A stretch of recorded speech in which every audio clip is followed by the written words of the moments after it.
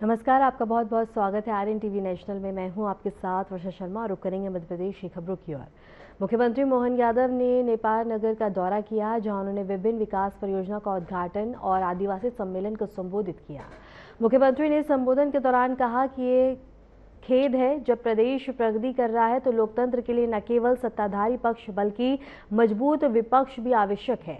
मैं जिम्मेदारी से कहना चाहता हूं कि विपक्ष के नेता के रूप में अटल बिहारी वाजपेयी ने एक उदाहरण स्थापित किया। उन्होंने लगभग 50 वर्षों तक राष्ट्र की सेवा की और विपक्षी नेता का किरदार निभाते हुए भारत के सम्मान और प्रतिष्ठा से विश्व स्तर को बढ़ाया है। मुख्यमंत्री ने विकास परियोजनाओं और आदिवासी सम्मेलन के माध्यम से क्षेत्रीय जनता को प्रेरित किया और उनके कल्याण के लिए किए जा रहे प्रयासों पर प्रकाश डाला है। प्रभारी मंत्री, हमारे मंत्रिमंडल के साथी श्रीमान तुलसीराम सिलावट जी, आपका भी स्वागत अभिनंदन है। मंच पर ही विराजमान अभी अभी जिन्होंने अपने किए गए कामों के लोकार्पण भूमि पूजन की विस्तार से बात कही, माननीय सांसद ज्ञानेश्वर पटेल जी, आपका भी स्वागत अभिनंदन है। हम सबकी दीदी और यहाँ से भी विधायक रही, सरकार की मंत्री रही, अभी बुरहानपुर को भी आगे बढ़ा रही, ऐसी सुयोग्य दीदी श्रीमती अर्चना चिटनीस जी, आपका भी स्वागत अभिनंदन है। और हमारी भोली भाली आपकी विधायक और बहन मंजू दादू जी, आपका भी स्वागत अभिनंदन है, जिनकी वंश परंपरा में आपने भी अभिनंदन करते हुए जनता के बीच विकास की नाव को आगे बढ़ाया। आपके पिताश्री ने भी इस क्षेत्र की सेवा करते हुए अपनी एक अलग पहचान बनाई है। इसी मंच पर विराजमान श्रीमती माधुरी अतुल पटेल, महापौर नगर निगम, आपका भी स्वागत अभिनंदन है। जब बहन हाथ जोड़ रही तो ताली दिल से बजाना चाहिए, पूरे मंच के लिए बजा दें एक बार। श्री गंगाराम मार्को जी, अध्यक्ष जिला पंचायत, आपका भी स्वागत अभिनंदन है। मंच पर ही मौजूद डॉक्टर मनोज माने, जिला अध्यक्ष भाजपा, आपका स्वागत। हमारे यहाँ की पूर्व विधायक सुमित्रा देवी कासड़ेकर जी, आपका भी स्वागत अभिनंदन। नाम तो बहुत सारे हैं, मुझे जल्दी जाना है, 2 बजे मुझे निकलना था, लेकिन कोई बात नहीं, एक बार पूरे मंच का अभिनंदन, आप सबका भी जोरदार अपने आप से खुद से भी अभिनंदन कर ले। नेपा नगर विधानसभा और महाराष्ट्र की तरफ से हमारा ये अपना पहला विधानसभा का क्षेत्र और विधानसभा का इतिहास अर्चना जी ने बताया कि नेपा की नेपेदारी इतनी मजबूत होती है कि नेपा जीता तो प्रदेश जीत लेते, ये सदैव परमात्मा की कृपा। जब जब नेपा नगर भाजपा का हाथ में आया तो दुनिया की कोई ताकत हमको वल्लभ भवन में भाजपा की सरकार बना से रोक नहीं सकती है। अद्भुत नगरी है आप, परमात्मा की कृपा है। प्रकृति की गोद में बसा हुआ नेपा नगर, चारों तरफ हरियाली, परमात्मा की कृपा से प्राकृतिक संपदा, भू संपदा, जल संपदा, मानव संपदा और मन का भोलापन ऐसा कि चेहरे की खिलखिलाहट बता देती है कि नेपा नगर आ गया, बुरहानपुर आ गया, ये आनंद की मस्ती आ जाती। ये एकमात्र जगह ऐसी है बुरहानपुर जिसके कृषि क्षेत्र से लेकर के कृषि उपकरण तक, खेत से लेकर कारखाने तक, हर एक जगह अपना जिला अपनी अलग पहचान बना के रखता है। इतना आनंद के साथ, और अतीत का भी गौरवशाली पक्ष कहां महाभारत काल से जोड़ती है हमारी दीदी तो, और महाभारत काल के बाद में हमारे प्रथम गुरु गुरु नानक देव जी से लगा करके 10म गुरु गुरु नानक देव जी महाराज तक का इतिहास इसी जिले से जुड़ता है। मैं आपका अभिनंदन करता हूं। महाराज शिवाजी ने भी अपनी सूरवीरता, बहादुरी, बुद्धिमत्ता, सब प्रकार के दौर में अलग अलग कारण से इस पूरे क्षेत्र की अलग पहचान बनाई। कई कई कारण से मैं आपकी इस नेपा और बुरहानपुर की बातें कर सकता हूं।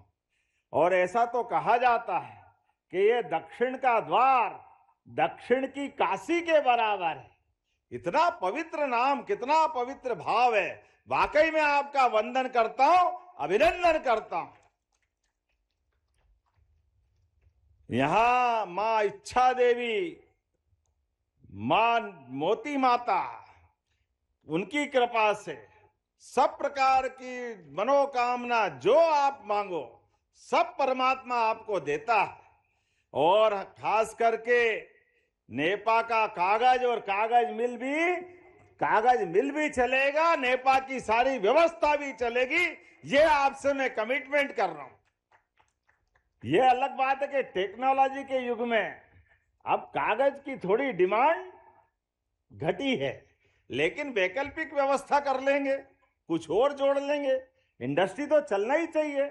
और जब से हमारी सरकार बनी है, हमने हमारे राज्य के युवाओं के लिए, उनकी जिंदगी बेहतर करने के लिए, हमारे यहाँ की बौद्धिक क्षमता, शारीरिक क्षमता और यहाँ की आबादी कहीं और जाके रोजगार के लिए हाथ फैलाने की जरूरत नहीं है। सबको अपने राज्य में रोजगार मिले, इस दिशा में हमारी सरकार काम कर रही। इसी कारण से मुझे गर्व है। एक बार यशस्वी प्रधानमंत्री नरेंद्र मोदी जी के लिए जोरदार अभिनंदन करें। उनके नेतृत्व में देश कहां से कहां जा रहा है, लगातार आगे बढ़ रहा है और आर्थिक रूप से शक्ति संपन्न होकर के सबकी जिंदगी बेहतर करते हुए सब प्रकार से देश आगे बढ़ रहा है। लेकिन बड़ा दुर्भाग्य के साथ कहना पड़ेगा, देश तो आगे बढ़ रहा है, लेकिन देश में लोकतंत्र है और लोकतंत्र का तकाजा है कि पक्ष भी होना चाहिए, प्रतिपक्ष भी होना चाहिए। मैं जवाबदारी के साथ कहना चाहूंगा, कहां नेता प्रतिपक्ष के रूप में भारत रत्न अटल बिहारी वाजपेयी जी का जोरदार अभिनंदन करें। अटल बिहारी वाजपेयी जी का, ऐसे तपोनिष्ठ नेता जिनने 50 साल तक अपने देश की सेवा करते हुए, विपक्ष के नेता की भूमिका अदा करते हुए दुनिया के अंदर भारत का मान बढ़ाया, सम्मान बढ़ाया और देवताओं के समान हमारे इस देश के अंदर के लोकतंत्र की आराधना करते हुए, उस भाव से अपनी काम की शुरुआत करते हुए यशस्वी प्रधानमंत्री ने जब पहली बार लोकसभा की सीढ़ी पे पैर रखा तो सिर नवा करके भारत की पहली ऐसे लोकतंत्र के मंदिर को नमन करते हुए जनता जनार्दन का अभिनंदन किया। ये भावना माननीय हमारे प्रधानमंत्री नरेंद्र मोदी जी की। लेकिन वो नेता प्रतिपक्ष जैसा पावन पुनीत पद ये राहुल गांधी अपनी नादानियों से लगातार गिराता जा रहा है। पता नहीं क्या हो गया कांग्रेसियों को, कहां से ढूंढ के लिया है। वो अपने खानदान के लोगों को बात तो जरूर करते हैं, लेकिन जब देखो तब लोकतंत्र का मजाक बनाते हैं। जब भारत में चुनौतियां होती वो विदेश में गुलछर्रे उड़ाते हैं। जब भारत में लोकतंत्र पे कहीं कोई उंगली उठती है तो वो लोकसभा से गायब होकर के किसी और जगह चले जाते हैं और फिर कहते हैं मुझे बोलने का समय नहीं देते। अरे बोलने वाला हो तो बोलने का समय मिले। अब ये अलग बात है कि बोले भी तो वो जो बोलने में झचे, जब भी मुंह खोले भगवान जाने क्या बोले। जब भी बोले बेड़ा गर्क, भगवान बताए। अब तो हम नहीं कह रहे, कांग्रेस ही कह रहे, हम आपसे नहीं हमारे नेता से परेशान है। ये कांग्रेसियों का दर्द हो गया। कहां जाएगी इनकी पार्टी और कहां जाएंगे ये लोग। लेकिन मैं कांग्रेस के लिए तो भगवान से काम नहीं करता हूं। कई लोग तो शुभकामना देते हैं कि भाजपा लगातार विश्व की सबसे बड़ी पार्टी अगर बनी है और तीसरी बार दिल्ली में सरकार बनी है तो आप तो कामना करो कि राजीव गांधी के बेटे राहुल गांधी को नेता बनाए रखे। भाजपा अपने आप बढ़ती जाएगी, अपने आप बढ़ती जाएगी। और कोई की जरूरत ही नहीं। ये कांग्रेस के ही शुभंकर है जो बीजेपी को इनके कारण से लगातार जनता दिलो जान से चाहती। लेकिन आज मैं वो बात करने नहीं आया, मैं आज इस बात का हिसाब पूछने आया हूं। कांग्रेस के नेता जवाब दे, जब रूस यूक्रेन युद्ध हो रहा था तो कांग्रेस के लोग क्या कह रहे थे। और मुझे इस बात की प्रसन्नता है, उस दिन भी यशस्वी प्रधानमंत्री ने भारत के बच्चे रूस, यूक्रेन, तजाकिस्तान, कजाकिस्तान जितने भी देशों में थे वो केवल भारत का झंडा लेके चले और दोनों देश की सेनाओं ने हथियार नीचे कर दिए और भारत के बच्चे निर्बाध रूप से भारत की तरफ आए। ये हमारे देश का नेता, ये हमारे देश की ताकत और ये है नरेंद्र मोदी का नेतृत्व। और ये उस दिन की कहानी नहीं, जब जब ऐसा कोई संकट आया तो देश के लोगों के लिए प्रधानमंत्री सबसे पहले खड़े हुए और देश का मान सम्मान बढ़ाया। यह हमारे लिए गौरव की बात है। लेकिन ये नादान है कि मानते ही नहीं। अभी आप देखो, इस खाड़ी के भीषण युद्ध में सबको मालूम है तेल तबाह हो रहा है, दुनिया कहां से कहां जा रही है। युद्ध एशिया के मुहाने पे खड़ा हुआ है, दक्षिण एशिया हमारे पास के हिस्से में। लेकिन ऐसे समय में भी तेल के मामले में, गैस सिलेंडर के मामले में, और भाषा क्या बोल रहा है। आप जरा आंख खोल के देख लो समाचार पत्रों से और कान भी लगा के सुन लो, नरेंद्र मोदी जी की सरकार की तारीफ ईरान के रक्षा मंत्री भी कर रहे हैं और ईरान की वर्तमान की व्यवस्था वाले भी कर रहे हैं। जोरदार ताली बजाइए, ये हमारे नेता का कमाल है। एलपीजी और कमर्शियल गैस के मामले में भी आज पूरे देश में कोई कष्ट नहीं है। अगर कष्ट कहीं है तो यह कांग्रेसियों के द्वारा नाटक करके, आंदोलन बना करके किया गया है। जब चुनौती हो रही है, दुनिया को मालूम है कि भारत के अंदर गैस और तेल किसी और पर निर्भर रहना पड़ता है। लेकिन ऐसे माहौल में भी राहुल गांधी नादानी करने से बाज नहीं आए, ऐसे में भी राजनीति कर रहे हैं। कोई बात नहीं, हमारे यहां तो कहा गया है, जाकी रही भावना जैसी प्रभु मूरत देखी तिन तेसी।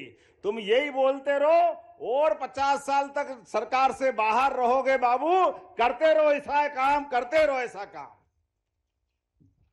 जनता सब जानती है। मैं आज आपके बीच बात कर रहा हूं, हमारी सरकार माननीय नरेंद्र मोदी जी के नेतृत्व में भारत सरकार किसान कल्याण वर्ष मना रही है और किसान कल्याण वर्ष मना करके अपने किसानों की बेहतरी के लिए कितने प्रकार से काम कर रहे हैं माननीय मोदी जी। मुझे इस बात की प्रसन्नता है, अब से 2-4 दिन बाद नया साल भी आने वाला है और वो गुड़ी पड़वा विक्रम संवत 2083 उसका शुभागमन होने वाला है। ऐसे शुभागमन के अवसर पर अगर मैं बुरहानपुर में अपने किसान भाइयों बहनों के बीच में आया हूं, आदिवासी भाई बहनों के अंचल में आया हूं, तो खाली हाथ नहीं आया हूं। सच में अर्चना जी और सांसद जी सही कह रहे थे, 1 महीने से भी कम समय में अभी 363 करोड़ की राशि का लोकार्पण भूमि पूजन हो रहा है। जोरदार अभिनंदन करें इसी नेपा नगर के लिए। ये छोटी मोटी बात नहीं है। और साथ ही साथ नई फैक्ट्रियां 30 करोड़ 59 लाख की लागत से 7 पायरी के अंदर भी, ये हमारे भविष्य में रोजगार के मंदिर होंगे। किसान कल्याण वर्ष के माध्यम से जिस प्रकार से काम चल रहा है, और वैसे तो हमारे यहाँ बागवानी, कृषि सब क्षेत्रों में नेपा नगर और बुरहानपुर और निमाड़ का एक अलग पहचान है। हर एक क्षेत्र को हम आगे बढ़ा रहे हैं। ऐसे समय में 1 महीने से भी कम समय में 363 तो अभी और 750 करोड़ तो अभी दिए, वो 1100 करोड़ 1 महीने में एक जिले बुरहानपुर को मिल जाए। जोरदार अभिनंदन करें। मध्य प्रदेश के मुख्यमंत्री मोहन यादव दिल्ली हवाई अड्डे पर पहुंचे। हवाई अड्डे पर आगमन के बाद उन्होंने सीधे एमपी भवन की ओर प्रस्थान किया। मुख्यमंत्री का दिल्ली आगमन विभिन्न आधिकारिक कार्यक्रमों और बैठकों के लिए बताया जा रहा है। उन्होंने दिल्ली में राज्य हितों से जुड़े मुद्दे पर चर्चा करने और आवश्यक परियोजनाओं की प्रगति का जायजा लेने की संभावना जताई। मध्य प्रदेश शासन ने बताया कि मुख्यमंत्री के दिल्ली दौरे के दौरान सभी सुरक्षा और प्रोटोकॉल का विशेष ध्यान रखा गया है।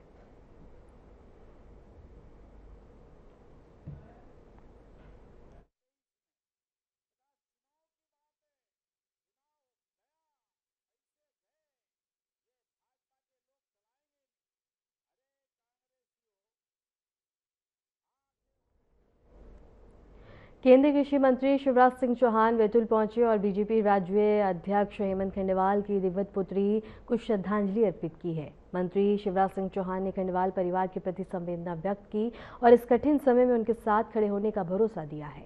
उन्होंने कहा कि देश और पार्टी के लिए उनकी याद हमेशा प्रेरणा देती रहेगी। इस अवसर पर पार्टी के अन्य वरिष्ठ नेता और स्थानीय कार्यकर्ता भी मौजूद रहे, जिन्होंने खंडेवाल परिवार के प्रति अपनी संवेदनाएं व्यक्त की हैं।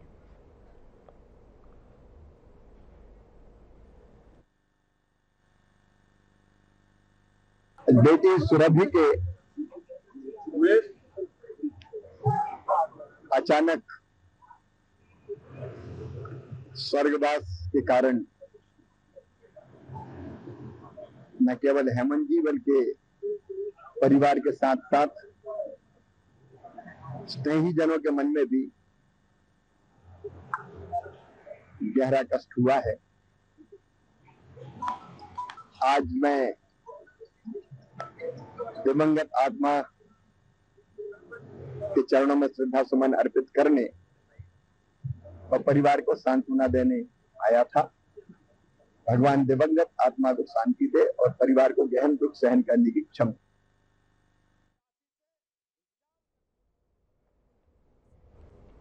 केंद्रीय मंत्री ज्योतिरादित्य सिंधिया ने गुना में स्वास्थ्य सुविधाओं के विस्तार की जानकारी दी। उन्होंने कहा कि मुख्य सिविल अस्पताल में अब डाइट यूनिट शुरू की गई है और साथ ही ट्रॉमा यूनिट भी स्थापित की गई है, जो अब 50 बेड की क्षमता वाली है। इसके अलावा मंत्री ने बताया कि गुना में आधुनिक एम्बुलेंस और यूनिट भी उपलब्ध करवाई गई है। उन्होंने राज्य ऑफ द आर्ट एम्बुलेंस गुना को सौंपकर स्वास्थ्य सेवाओं को और भी मजबूत बनाने की पहल की है। मंत्री के इस दौरे से अस्पताल प्रशासन और स्थानीय लोगों में उत्साह देखा गया। उन्होंने कहा कि ये सभी कदम बेहतर स्वास्थ्य सेवाओं और मरीजों की सुविधाओं के लिए उठाए गए हैं। डाइट का यूनिट वहाँ मेन सिविल अस्पताल में दिया है। तो एक नया यूनिट वहाँ ट्रॉमा का भी हम लोग ने शुरुआत की थी। अभी ये 50 बिस्तर का हो गया है। शिवपुरी में जैसे आपको मालूम है वहाँ 500 बिस्तर का अस्पताल सिविल का है। मेडिकल कॉलेज में मैंने स्थापित किया है, वहाँ 500 बिस्तर का। अशोकनगर में नया अस्पताल सेट हो रहा है।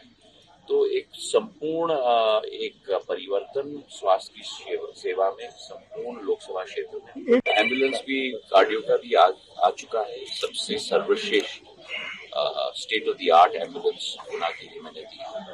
और अब मैंने आज घोषणा भी की है म्याना के लिए भी जो नया अस्पताल वहाँ बना है, जो 30 बिस्तर का बहुत सुंदर अस्पताल वहाँ भी बना है, जहाँ आज मैंने जाके लोकार्पण भी किया। वहाँ भी एक एम्बुलेंस की जरूरत है। म्याना के लिए भी एक एम्बुलेंस मैंने दिया।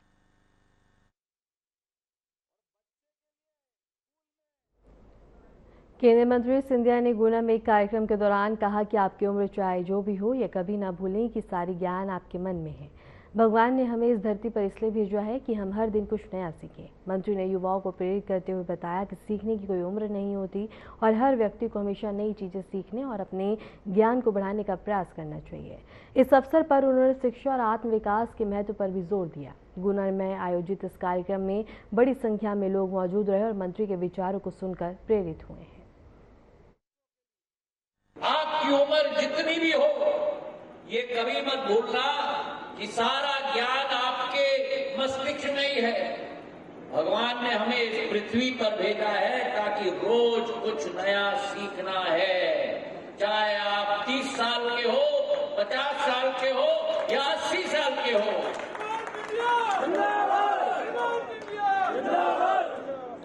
और मैंने ये सोच की शुरुआत की कि जितना महत्वपूर्ण ये सारी योजना है, उतना ही महत्वपूर्ण मेरे एक एक परिजन की समस्या का समाधान भी है। और पिछले साल से मैंने ये जन सुनवाई का कार्यक्रम की शुरुआत की, जहां एक एक सामान्य नागरिक जिनकी रोजमर्रा कठिनाई है, भौतिक नामांतरण नहीं हुआ, बीपीएल की सूची में नाम नहीं आई, कागजों में जमीन का म्यूटेशन ना हुआ हो, किसी योजना का लाभ न मिला हो, सभी का समाधान होना चाहिए। और पिछले साल मैंने ये अभियान 8 विधानसभा में चलाया। 3-3 घंटे एक एक नागरिक का आवेदन लेके प्रशासन के साथ वहां बैठकर, चाहे कलेक्टर साहब हो, एसपी साहब हो, विधायक हो, सभी के साथ मिलकर वही समाधान होना चाहिए। और पिछले 2 दिनों में वही चीज जो 2025 में मैंने की थी, फरवरी, मार्च और अप्रैल के माह में, इस बार मार्च में मैंने शुरुआत की है। मार्च में गुना, अप्रैल में अशोकनगर और मई में शिवपुरी। कल बजरंगगढ़ में किया, आज म्याना में किया, पिछले बार गुना प्रॉपर में किया था और बमोरी प्रॉपर में किया। हर एक साल नए नए जगह में मैं कर रहा हूं, क्योंकि एक विधानसभा की जनता भी हर जगह नहीं आ सकती। और आज जो कहानियां हमने सुनी है, एक बुजुर्ग 25 साल से प्रधानमंत्री आवास योजना के लिए चक्कर लगा रहा है, और मैं बधाई देना चाहता हूं, धन्यवाद देना चाहता हूं प्रशासन को। 15 महाकालेश्वर मंदिर में भस्म आरती का भव्य आयोजन किया गया, जहां श्रद्धालुओं ने बड़ी संख्या में मंदिर में पहुंचकर आरती में भाग लिया। भस्म आरती के दौरान वातावरण भक्तिमय हो गया और मंदिर परिसर में विशेष पूजा अर्चना की गई। मंदिर प्रशासन ने कहा कि भस्म आरती प्रतिदिन आयोजित की जाती है और इसे देखने के लिए देश भर से श्रद्धालु उज्जैन आते हैं। आज की भस्म आरती विशेष रूप से अधिक श्रद्धालुओं की उपस्थिति के साथ संपन्न हुई है।